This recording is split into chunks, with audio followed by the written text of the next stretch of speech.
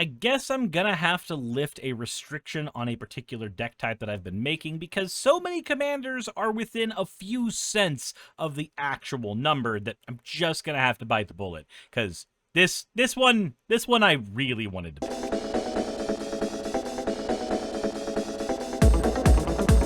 So when I started the $15 deck series, I wanted there to be a few restrictions in place.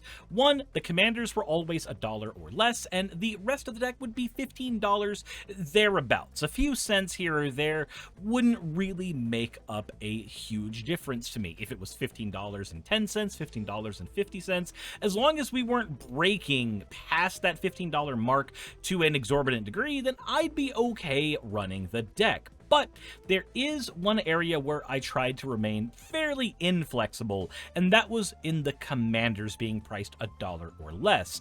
But I'm starting to think that for certain commanders, it's either be more flexible with that price tag or simply don't build them at all. And the one I wanted to build this time was Brigone, Soldier of Melitus. Now, Brigone is $1.34, so yeah, I'm just gonna go ahead and build it. Brigone, or Brigone, Soldier of Melitus, is a 2/2 legendary hero warrior with vigilance and the heroic ability. Costs 2 mana, but whenever you cast a spell that targets Brigone, you go ahead and put a 1/1 counter on her. You can also pay one of those counters in order to draw a card by tapping her. So this lends itself to being a very strong draw engine in its own right, and we're going to lean super hard into a Voltron strategy. Now, Brigone has a couple of avenues that we could go. The biggest one would be just playing the deck as if it were an Enchantress deck. You know, just cast a bunch of enchantments on her and then use her as a beat stick. But that seemed a little boring. We're certainly going to be running some Enchantress stuff, but we're not going to be leaning so heavily into that strategy that it's going to matter. I want to lean instead into a 1/1 counter strategy where we can take maximum advantage of her ability. So let's go ahead and look at a few 1/1 counter synergy cards that we are going to be adding into the deck. First, we are going to be running Armory of Erois. Whenever the equipped creature attacks, we put a 1/1 counter on it. Homestead Courage puts a 1/1 counter on a creature we control, and then it gains Vigilance until end of turn, and we can cast this from our graveyard. Keleth, the Sunmane Familiar, says whenever a commander we control attacks, we put a 1/1 counter on it. Great Sword of Tyr says whenever our commander attacks, we put a 1/1 counter on it, and then tap a creature a defending player controls. The Luminarch Aspirant puts a 1/1 counter on our commander at the beginning of combat. Sen's Tactician allows us to put a 1/1 counter on it by tapping the Tactician. Siege Veteran operates like Luminarch Aspirant, putting a 1/1 counter on any creature, and then if a non-token soldier dies, we get to put a 1/1 soldier on the board. Erdan Dramoka Warrior says whenever it enters, put a 1/1 counter on a creature, and whenever we attack, target creature with a 1/1 counter on it gains first strike until end of turn. And if it has 2 or more 1/1 counters, it instead gains double strike. That one is huge, and we'll see why here in a bit. Then we have Lizelle, Vlaakith's Champion. She says that whenever 1 or more counters are put on a creature or a planeswalker, we can go ahead and add an extra 1 of those. It's basically a super hardened scales. We also want to be able to lean into a Voltron strategy a bit, so we're going to add a couple more ways to give our commander double strike in Twin Blade Blessing and Battle Mastery. This means that with Vigilance and double strike, our commander will be a sight to behold on the battlefield and also be a reasonable draw engine afterwards. Let's go ahead and make it easier for our commander to make contact with players' noggins by adding in 8 evasion cards. Wing It puts 2/2 on a creature and then gives it a flying counter while letting us scribe 1. Fleeting Flight puts a 1/1 counter on a creature and then gives it flying until end of turn and preventing all combat damage that would be dealt to it until end of turn. Angelic Gift gives a creature flying and also lets us draw a card. Griff's Boon gives a creature flying and also gives it 1/0 and can be recast from the graveyard. Angelic Destiny gives a creature 4/4 and flying and first strike. When the creature dies, we get the Angelic Destiny back to our hand as well. Unquestioned Authority gives a creature protection from other creatures, and it draws a card when we play it. Feather of Flight gives a creature 1/0 in flying and lets us draw a card when we play it. And the Armored Ascension gives a creature 1/1 for every planes we control and also gives it flying. So remember, each of these, when we cast them and target our commander, it gets a 1/1 counter, and we'll be able to funnel that into draw power later. But we also want to keep our commander online, so we are going to run a total of 20 protection spells. Yeah, we are running a heavy amount of, please don't bonk my commander in the face, she's cute. So, Adamant Will gives a creature 2/2 and indestructible until end of turn. Moment of Valor gives a creature 1/0 indestructible until end of turn. Take Up the Shield gives it 1/1 and Lifelink and indestructible until end of turn. Valorous Stance gives it indestructible until end of turn. Crumb and Get It gives a creature 2/2 until end of turn and indestructible if we gift a food. Flare of Faith gives 2/2 until end of turn and 3/3 and indestructible if it's a human, which our commander is. Feat of Resistance gives a creature 1/1 until end of turn and protection from a color of our choice. Blessed Hippogriff gives a creature indestructible when we cast it the first time, and the second time it comes down as a flyer in its own right that can give our commander flying. Shelter gives a creature protection from a color and draws us a card. Divine Resilience gives a creature indestructible until end of turn, and if we kick it, then it will give all of our creatures indestructible until end of turn. Ajani's Presence gives a creature indestructible until end of turn and gives it +1/+1. Blacksmith's Skill gives it indestructible and hexproof until end of turn. Courageous Resolve gives a creature protection from a color and also lets us draw a card when we play it. Also, if we have 5 or less life, then we can't lose life this turn, and we can't lose the game this turn, and our opponents can't win this turn. Sheltering Light gives a creature indestructible and lets us scry 1. Emerge Unscathed gives a creature protection from the color of our choice until end of turn and has rebound, so we get to cast it twice. Fight as 1 gives a creature that is human indestructible until end of turn. Lawrence Escape gives a creature hexproof and indestructible until end of turn and also lets us scry 1. Shard Mage's Rescue gives a creature hexproof as long as it is enchanted, or as long as it entered this turn. The turn we drop it down, it gets hexproof, but it always gets 1/1. Timely Ward gives a creature indestructible for as long as it has the ward on it, and Sajiri Selcher gives a creature protection from a color until end of turn and is a land on the backside in case we need it. That was a lot to get through, like an obscene amount to get through. Way too much to get through. But we also have a tiny bit of recursion if we look at Mavinda Student's Advocate. For 0 mana, we can cast an instant or sorcery from our graveyard, and if it doesn't target a creature we control, it costs 8 more. So we're just going to use this to recast any of our cards from the graveyard that we need. We can only use that once per turn, but if we give our commander flying or indestructible or anything like that once a turn, that's still a very good rate of return. And we also have a few untapped synergies, because for our commander to activate her ability, she does need to tap. So let's go into each of these. We have Wings of the Cosmos, gives a creature 1/3 until end of turn and gives it flying and lets us untap it. Acrobatic Leap gives a creature flying 1/3 and untaps it. Escape from Orthanc gives a creature 1/3 flying and lets us untap it. Light the Way puts a 1/1 counter on a creature and then lets us untap it. Rustler Rampage lets us untap all creatures a player controls or give a creature double strike or combine them both with Spree. Sparring Regimen says that when we attack, put a 1/1 counter on target attacking creature and then untap it, and that can happen repeatedly. And then Veteran's Reflexes gives a creature 1/1 until end of turn and lets us untap that creature. Now, I need to go ahead and talk about Sparring Regimen real quick. When our commander swings, we're going to tap it to draw a card, and then we are going to put a 1/1 counter on it with Sparring Regimen and untap it. So the attack happens as if it normally did, and we get to draw 2 cards off of that. This does mean that we are not going to be running a traditional draw section for our deck, so we just don't have that, really. But we're still going to do the transition anyway. The draw section for this deck is Brigone. Her entire job is to draw cards and punch people. We have 20 protection spells so that we do not lose Brigone. It is a way to keep a build-around commander on the board, drawing us cards. We also have lots of cantrips. Moving on. We're going to be running a 10-card removal package and a few board wipes, and we're trying to make sure that our removal package is as wide-reaching as possible, touching any number of cards. So we have Make Your Move, blowing up an artifact, enchantment, or a creature with power 4 or greater. Cathar Commando blows up artifacts or enchantments and also is a creature in its own right, letting us dodge edict effects. True Love's Kiss blows up an artifact or enchantment and draws us a card. Banishing Slash gets rid of an artifact, enchantment, or a tapped creature. Exercise gets rid of an artifact, enchantment, or a creature with power 4 or greater. Stroke of Midnight gets rid of a non-land permanent of any variety. Chains of Custody lets us give our commander Ward 2 and also exiles any non-land permanent. Angelic Purge lets us sacrifice a permanent to exile an artifact, creature, or enchantment. Generous Gift lets us blow up any permanent and then give that creature, give a person a 3/3 creature in response to that. Requisition Raid lets us blow up an artifact, enchantment, or put a 1/1 counter on a creature, but because it has Spree, we can just do all of those things. We are running 3 board wipes that all can basically dodge our commander perfectly fine. Promise of Loyalty, everybody puts a Vow counter on a creature, blows up all their other creatures, and then they can't attack us with the creature that gets a Vow counter. Single Combat lets us blow up all creatures except one on every board, and Austere Command lets us choose 2, blowing up all artifacts, enchantments, creatures with mana value 3 or less, or creatures with mana value 4 or greater, allowing us to just choose everything but our commander if we so choose, and just blow it all the hell up.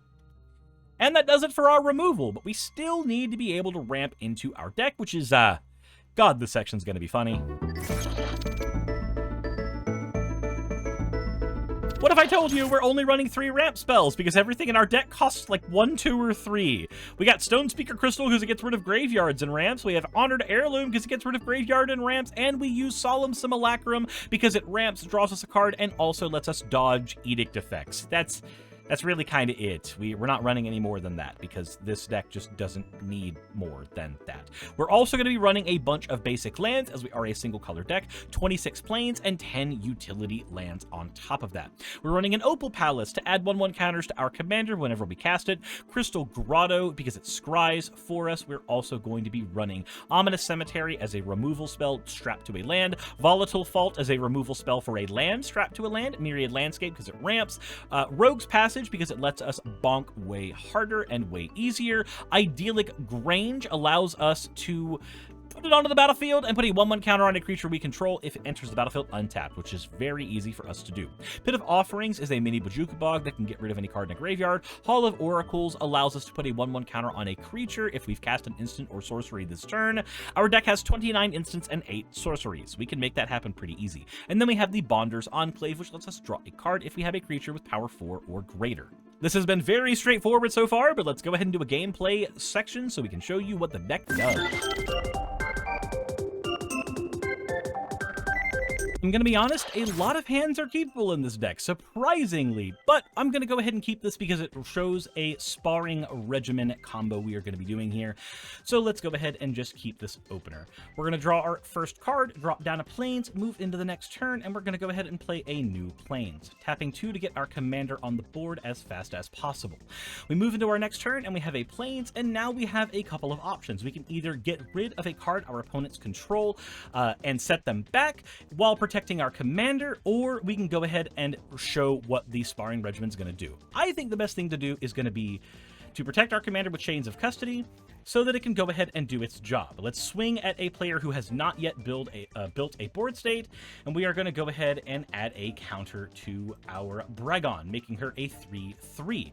It's got Vigilance, so it doesn't have to tap, and we're going to just wait until our next turn. Our turn begins. We're going to go ahead and draw. We have a Siege Veteran. We're not going to use that just yet. We're going to pay 1, 2, 3, and we are going to play Sparring Regimen. We are going to hold Fight as 1 in our hand, just in case something happens. Sparring Regimen says whenever we attack, we get to put a 1/1 counter on a creature and then untap it. So here's how we are going to do this. We are going to enter combat, and Brigone is going to swing at a player. We are then going to tap Brigone, removing a 1/1 counter from Brigone to draw a card. In response to that, the Sparring Regimen trigger is going to untap our commander, adding another counter to it and allowing it to continue doing its thing. Now we can just tap our commander again if we so choose, but I think it's better for us to start building up our commander. By this point, opponents are going to try to remove our commander, so we're going to pay 1 and we're going to fight as 1 to stop whatever spell they are going to blow up our commander with. This will also generate a new counter on Brigone, but we're going to tap and draw to try to dig for another way to keep our commander alive. We move into the next turn, and we have an Armory of Iroas. Now we can start stacking up 1/1 counters on our commander ever so easily. So let's go ahead and play a Plains. Tap 1, 2, 3, play the armor, and we're going to equip it to our commander. It's not got anything on it yet, but it is going to be able to swing and do the same Sparring Regimen ability to tap, untap, and gain counters, drawing us a card. We're not going to use all the counters that it gained, though. We're just going to let it be a 4/4. By this point, people definitely have blockers stacked up, so as we move into the next turn, we are going to have to start focusing on giving our commander evasion. So let's go ahead and play the Rogue's Passage, and we're going to tap 1, 2, and give our commander Feather of Flight. That's going to give it another 1/1 counter, and it's going to allow us to draw a card, right? Yep, it's going to draw a card, and our commander now has an extra power to its name. So we're just going going to go ahead and add that there. We have Take Up the Shield here, so we can give our commander indestructible if need be, and we have a Timely Ward to do very similar as well. We don't want to spend any more mana at this point. We're just going to swing Brigone at a person. It's got Vigilance, so we're going to do the same trigger of the Sparring Regiment happening. Tap Brigone in response to the trigger, draw a card, untap Brigone with the trigger, getting our 1/1 counter back, allowing us to continue to draw new cards. We have plenty of mana, so we're going to go ahead and play that Kren's Tactician that we pulled up, and we are going to just sit on this board. If our opponents try to blow up our commander at any point, we are just going to go ahead and drop the Timely Ward on our commander, adding another counter to our commander in the process. We move into turn 7, and we have 2 protection spells with Take Up the Shield and our Scissory Shelter, so our commander is not in any major situation where it needs to worry about dying. So we're just going to pay 1, 2, 3, 4, get that Solemn Simulacrum on the board so we can get a Plains out of the deck so we have more mana for later turns, and we're going to be able to sacrifice that Solemn Simulacrum to the Angelic Purge here in a turn or 2.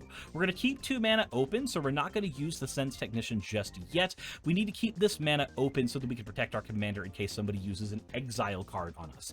Do be warned, though, if a person uses an exile card on us and that card happens to be white, giving our commander protection from white will cause our auras to drop off of it, so just be warned about that.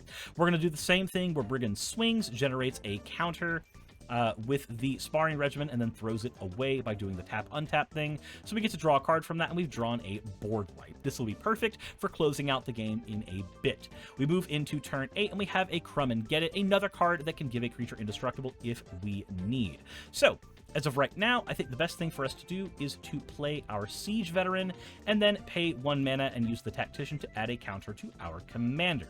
Now, when we enter combat, Siege Veteran is going to add another counter to our commander, and our commander is now swinging for about 9 damage every time and drawing us cards, and is very hard to kill, is basically indestructible, and it's just going to be very hard for an opponent to deal with this. And if they try to remove our commander via any means, we're going to cast Scissory Shelter, protecting it, generating a counter on it. And if they try any other method of getting rid of it, then we can also use Crumb and Get It in case they get rid of our Timely Ward, which will also stack another counter on our commander. And when we do this, we're just going to tap our commander, get rid of one of those counters, draw a card, and move into the next turn again.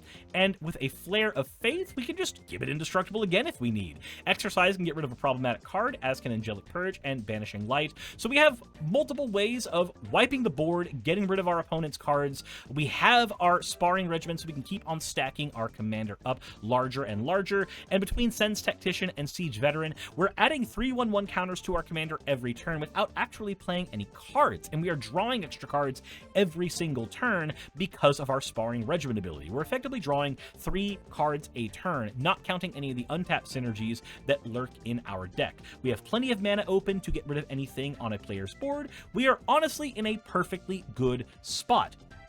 This is effectively Cantrip's Tribal the Commander, and it's working beautifully. We are punching people starting out at 2, 3, 4, and ending out at a 10/10 commander. If we draw a single card that double strikes our commander, we are in a golden spot. If we just open up by swinging open up with Angelic Purge, paying 1, 2, 3, sacrificing our Solemn Simulacrum to draw a card to dig a little deeper. Hey, look, there's a land we can play.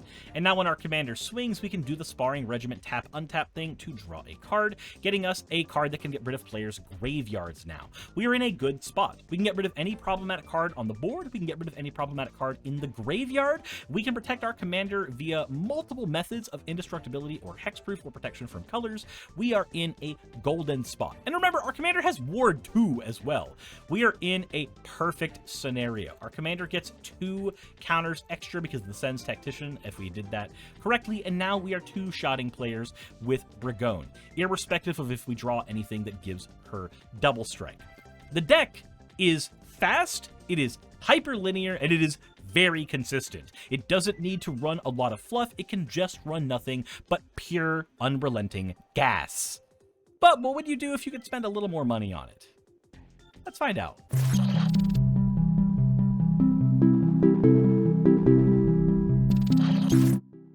A deck like this honestly has a lot of different ways you can work around its particular nuances. So let's go ahead and look at a couple of things you could do to upgrade this deck. You could definitely add in a Galadriel's Dismissal as a way to phase out the commander if something bad were to happen to it. It also counts as targeting the commander, so you get that 1/1 counter when you do that. A Teferi's Protection would also do similar, but it doesn't have the same level of synergy with our commander. A Shadow Spear would be a fantastic way to make it easier to get rid of your opponent's creatures, and also giving our commander lifelink is a fantastic thing to do.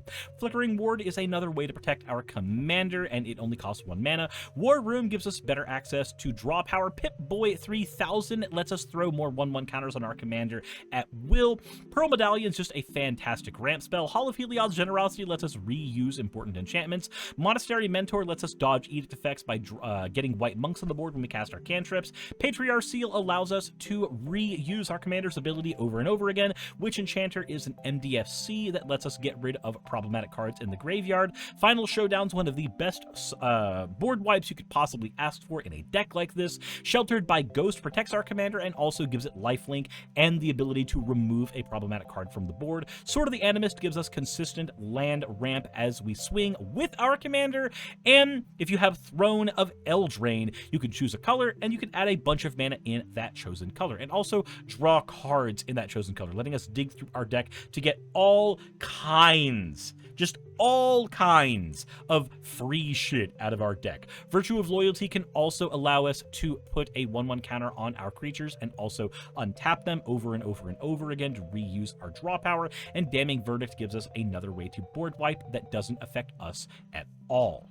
Whew, and that basically does it for the entirety of the deck. I really, really enjoy this deck. It feels fun to just put a single creature on the board and say, hey, I'm playing a Spellslinger deck, and in response to the Spellslinger's deck's things, I'm just gonna bonk you over and over again. Draw lots of cards and bonk. That's all I do. I think this is going to be one of those decks that I build in paper and have it with me when I go to the card shop, because I really, really enjoy decks like this. It's quick, efficient, linear, and doesn't cost very much to get online, both in time spent in the game and money spent on the deck. That said, let me know what you guys think in the comment section below. I know this was a very quick one, but hopefully y'all enjoyed it all the same. If you like what I do, please consider supporting me on Patreon and maybe even spending a little bit of time checking out other videos on my channel. Maybe even subscribing. That said, thank you for being here. I appreciate all of you, and have a happy new year, everybody. Hey, just wanted to give a quick thank you to all of my wonderful patrons who help keep me afloat and help keep this channel going. YouTube and Twitch are wonderful platforms, but at the end of the day, stability is not one of their strong suits. If you want to support my channel, then obviously Patreon is one of the best ways of doing that. Link is in the description. But I do want to personally thank everybody who has contributed to the channel. Those people would be Red Joker, Purple Poundini, Jemshin, Britzkrieg, Jupe the Malignant, Michael, Ravelern, Mabbity Babbity, Astral Frontier, Autumn and Angel, Nixie Chan, Agamotto, Victorian Alchemist, I'm not saying the last part of that, and you know that, Arcton Arclacier, Kiratorian, Dren Hadamata, Jordan M, John L, Lord Bleck, Smiling Game Master, and Fireshard. And everyone else who supports my channel and lets me do what I do full-time. This is a dream job of mine that I never believed that I would be able to take full-time, and with your help, I've been able to do it. So thank you so very much for that. Thank you for watching the video. I hope you all enjoy, and I hope you all are having a wonderful time.